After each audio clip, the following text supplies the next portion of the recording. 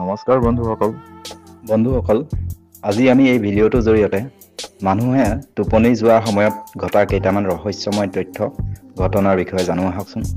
1 নম্বৰতে ল' টেম্পাৰেচাৰ। যেতিয়া মানুহ ৰাতি শুই থাকে কোনো এটা সময়ত মানুহৰ ঠাণ্ডা লাগিব আৰম্ভ হয়। আপোনালোকৰ হয়নে বাৰু কেতিয়াবা? আপুনি জানেনে ইয়াৰ কাৰণ কিয় হয়? দৰাচলতে ৰাতি শুই থকা অৱস্থাত মানুহৰ শৰীৰত তাপমাত্ৰা কম হৈ যায়। ই এক প্ৰাকৃতিক ঘটনা।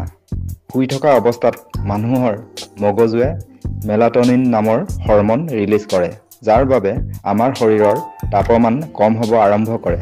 ইয়াৰ বাবে ঠাণ্ডা অনুভৱ কৰা হয়।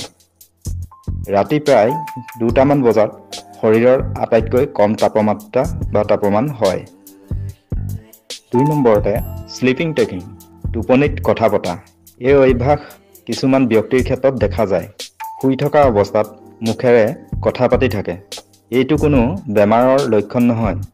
বিজ্ঞানভাৱে ইয়াক পেৰাচমনিয়া বুলি কোৱা হয়, অৰ্থাৎ টোপনিত অদ্ভুত ব্যৱহাৰ কৰে।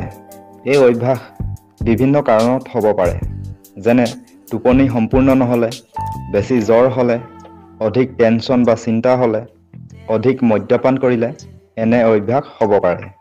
বিজ্ঞানসন্মতভাৱে জানিব দিয়ে যে সপ্তাহত 10জন ব্যক্তিৰ ভিতৰত এজন ব্যক্তিয়ে এনে কাৰ্যকলাপ কৰে। 3 নম্বৰতে স্লিপিং ৱাকিং, টোপনিত খোজ কঢ়া। কেতিয়াবা কোনো ব্যক্তিয়ে টোপনিতে খোজকাঢ়ি কেনিবা গুচি যায়। এনে ক্ষেত্ৰত কিছুমানে ভূত লগা বুলি কয়, কিন্তু বাস্তৱতে এনেধৰণৰ একো নাই। ই এক স্লিপিং টেকিঙৰ দৰে পেৰাচমনিয়া সম্বন্ধীয় ডিছঅৰ্ডাৰ। এনে অভ্যাসক বিজ্ঞানীসকলে চমনেম্বুলিয়াছিয়াম বুলি কয়, নাইবা নেক'টেম্বুলিয়াছিয়াম বুলি কোৱা হয়। এই অভ্যাসৰ কাৰণসমূহ হৈছে ডিপ্ৰেছন, বেড লাইফষ্টাইল, কমকৈ শুৱা, অধিক চিন্তা কৰা, এনেবোৰ কাৰণত হ'ব পাৰে। 4 নম্বৰতে ৰিঅকাৰিং ড্ৰিম। ই এক অদ্ভুত ঘটনা। মানুহে কেতিয়াবা সপোনতে সপোন দেখা যায় বা দেখা পায়। এই ঘটনাটো বুজোৱাটো খুব অসুবিধা হয়। তথাপিও যেন কোনো এজন ব্যক্তিয়ে যেতিয়া সপোন দেখি আছে, কিন্তু সেই সপোনে আকৌ অন্য এটা সপোন দেখি থাকে। যিসকলৰ কেতিয়াও এনে হোৱা নাই তেওঁলোকক বুজোৱাত অলপ অসুবিধা হয়, আৰু যিসকলে এনে সপোন দেখিছে তেওঁলোকে সহজে বুজি পাব। এই সপোন যদি কেতিয়াবাহে হয় তেন্তে একো অপকাৰ নাই, কিন্তু যদি প্ৰায়ে এনে সপোন দেখা যায় তেন্তে সাইকোলজি ডক্তৰৰ সহায় ল'ব লাগে।